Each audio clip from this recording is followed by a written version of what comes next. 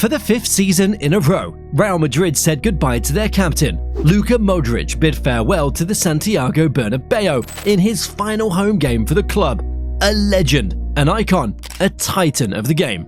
He is one of the most important figures in the club's history. In fact, a large proportion of the younger generations of fans have never seen Real Madrid without Modric in the team. On an emotional afternoon at the Bernabeu, Modric waved goodbye to the fans for the last time. He was crying, and so were the thousands in the stadium and the millions watching on TV. Arguably the most important manager in his career. Carlo Ancelotti was crying too, and the great Croatian deserves every single one of those tears. And with these final images of Modric's career at the Bernabeu, it's fitting to ask ourselves, how great is the Croatian footballer? Not only for the history of the club, but for football as a whole. To answer that, let's retrace his career, stepping on every monumental moment in which he made history. Let's take a look back together. Before Luka Modric ever kicked a ball, life had already kicked him. Born in a war-torn Zadar in 1985, his childhood wasn't spent watching cartoons or playing on the playground. It was about survival. As bombs echoed throughout the Croatian hills, his family fled their home. We are, of course, talking about the Yugoslav wars of the 1990s, particularly the Croatian War of Independence, which took place between 1991 and 1995, when Luka was just a child. These experiences made him tougher and taught him to value the things he has in his life. His grandfather was executed during the war, his home was burned down, and the conflict caused significant emotional and physical damage to Modric's family. Thus, football wasn't just an escape, it was therapy and a lifeline. Modric was tiny, skinny, and overlooked. He heard it all. Too weak, too fragile, not physical enough. But Dinamo Zagreb gave him a chance. Not at the top though. He was sent to the rugged, bruising Bosnian League. It was there, amid the mud and chaos of Zrinjski Mostar, that the youngster became a man. By the age of 18, he'd become the league's Player of the Year. Modric later said, "If you can play in the Bosnian Premier League, you can play anywhere," in reference to its physical nature. He returned to Dinamo, dominated the Croatian league, and secured a transfer to Tottenham Hotspur in the summer of 2008. The media did not think he was worth the high transfer fee of £16.5 million, which was the highest Tottenham had ever paid at the time. Once again, he was doubted, but he silenced them, not with noise, but with football.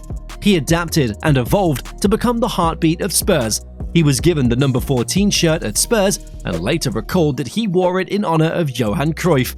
This is probably information you haven't heard before, but during his childhood and his early career, Modric was a fan of none other than FC Barcelona. One of his best friends, Ivan Rakitic, once revealed that when they were young, they both loved Barcelona's red and blue colors. Modric himself even has a Barca shirt with the number 14 on the back. Damn! Yes, he eventually played for Madrid and became a legend there, but his love for the arch-rival has been evident. I mean, to have Johan Cruyff as your idol and look exactly like him, maybe Modric would be playing for Barca in another life. He no longer just played as a number 10, he dropped deeper in the Premier League, controlling the tempo and dictating play. By the time Spurs reached the Champions League quarter-finals in 2011, Luka had evolved from a promising talent into a world-class player. But Luka Modric was only getting started. In the summer of 2012, he arrived at Real Madrid with a quiet smile and a mountain of pressure. However, for Luka, he's got a chance to go and play for Real Madrid, which is everybody's dream. When you were a little boy, you would dream of playing for Real Madrid one day, I'm sure. Things didn't go as planned. Jose Mourinho's Madrid team was built on power and speed. Modric's elegance didn't quite fit. He was benched, misplaced, and doubted. Again. By December, the Spanish newspaper Marca had voted him the worst signing of the season. Luka was struggling behind the scenes. He didn't feel welcome. He didn't feel useful either. For the first time in years, he considered leaving. This is Real Madrid. I understand there is great pressure on new signings to succeed here, Modric told the Croatian press. I'm not making excuses. I'm not that kind of person. But it is very challenging to adapt to a life at a big club like Madrid. Still, I believe I can prove I have something to offer. Then came the second half of the 2012-13 season, when two matches seemed to turn Modric's fortune at the Bernabeu. The first came in the Champions League round of 16 against Manchester United. Trailing by 2-1 on aggregate and 1-0 on the night, Modric came off the bench in the second half at Old Trafford. He picked up the ball 25 yards out and curled it past De Gea. It was more than just a goal, it was his rebirth. This strike was widely regarded as the turning point in his Madrid career. However, I have one more example for you, which occurred around 2 months later in the semi-finals against Borussia Dortmund.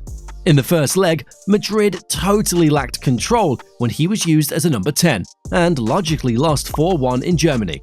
For the second leg at the Bernabeu, Mourinho made a tactical tweak, moving Modric deeper to partner Xabi Alonso at the base of midfield. The Croatian dominated the game. He completed 70 passes, more than twice as many as in the first leg, and the most by any player on the pitch by far. Real Madrid won 2-0, just one goal away from an iconic comeback victory. Those two games really changed his fortunes in Madrid. And from then on, once Modric found his rhythm at Madrid, there was no stopping him. He became the driving force behind one of the greatest midfields in football history, alongside Toni Kroos and Casemiro. Although the headlines often went to Ronaldo, Bale or Benzema, it was Luka who pulled the strings, set the tempo and calmed the chaos. The conductor in white. In 2014, he lifted his first Champions League trophy, making a monumental impact in the most decisive moments and delivering the cross for Sergio Ramos's header against Atletico Madrid. But he didn't stop there. Between 2016 and 2018, Madrid won the trophy 3 times in a row, a feat never before achieved in the modern era. Luka was at the heart of it all. As we mentioned, in 2017, he provided another iconic assist, this time to Cristiano Ronaldo. The 3-1 goal in the second half against Juventus completely shut the opposition down and boosted Real's confidence that they would win their second Champions League in a row. And what about his words after the triumph against Atletico in 2016? He said, "With this amazing team, we have to take advantage of it and make history by winning at least 2 more in a row." This was revealed in an interview of Casemiro a couple of months ago. Just imagine the type of mentality that you need to be such a champion. Then they went on to win the 12th and 13th Champions League titles in Cardiff and Kiev respectively. And just days after the three-peat was completed, followed another important chapter in Modric's career, the 2018 World Cup. The world watched in awe as Croatia, a nation of just 4 million people, stormed their way to the final. Modric wasn't just their captain, he was the driving force behind the team. He scored a stunning goal against Argentina, 120 minutes against Denmark, then 120 more against Russia, then extra time against England, and still, Luka never stopped running. He led his country to the final against France. You may have heard a lot of controversy surrounding this, but Modric was undoubtedly the talisman of that team, and Croatia would never have got that far without him. On a rainy afternoon in Moscow, Croatia lost to France, but Luka won the world's respect. He was awarded the Golden Ball as the tournament's best player. The war child had carried a nation to the biggest stage on earth. Later that year, football did the unimaginable and looked past Ronaldo and Messi. In 2018, Luka Modric won the Ballon d'Or. He was the first man in over a decade to break the duopoly, a midfielder, a team player, a silent leader. Some called it controversial, but most called it justice.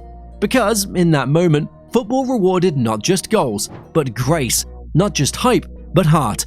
Luka Modric became the symbol of something greater than talent. He became the face of quiet greatness. Most importantly, he completely changed the way people looked at the Ballon d'Or. Since then, one midfielder has won the trophy, Rodri last year, while another came astonishingly close, Jorginho in 2021, when he won the Champions League with Chelsea and the Euros with Italy, ultimately finishing third.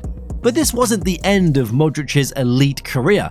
What followed was the stunning 2021-22 Champions League campaign, in which he once again played a key role in Madrid's remarkable comeback against PSG in the round of 16 and Chelsea in the quarter-finals. His assists to Benzema, and especially to Rodrigo, tipped the scales in Madrid's favour. From then on, Modric slowly started receiving fewer chances. Starting from the 2022-23 season, He was no longer a regular starter for Madrid, but he was always there to help his team in vital moments. While the 2024 Champions League triumph saw Modric contribute less mesmerizingly than his first 5 European triumphs, his presence always made the difference. So, the only thing left for us to do is to say, thank you, Luka. You made the game more entertaining and beautiful, and you'll surely go down as one of the most respected players in history. Regardless of whether we support Barca, Atletico, Man City, Bayern Munich or Liverpool, Modric will forever be a legend of the game, not just a Real Madrid player. Right now, as he prepares for his final tournament with Madrid at the Club World Cup, speculation surrounds his next move. Reports suggest a move to MLS, with Inter Miami showing strong interest and potentially uniting him with Lionel Messi. Alternatively, he could go to Serie A, with clubs like AC Milan and Inter reportedly keen on his services. Modric's decision will likely be driven by his ambition to stay competitive ahead of the 2026 World Cup, which will surely be his last international tournament before he retires. So, what's your opinion? Would you like to see Modric and Kevin De Bruyne play alongside Messi, Suarez and Busquets in Miami? Share your thoughts with us in the comments below. After doing that, please don't forget to like and subscribe, or just go straight to our next video, in which we discussed why La Liga must fear Xabi Alonso's Real Madrid next season.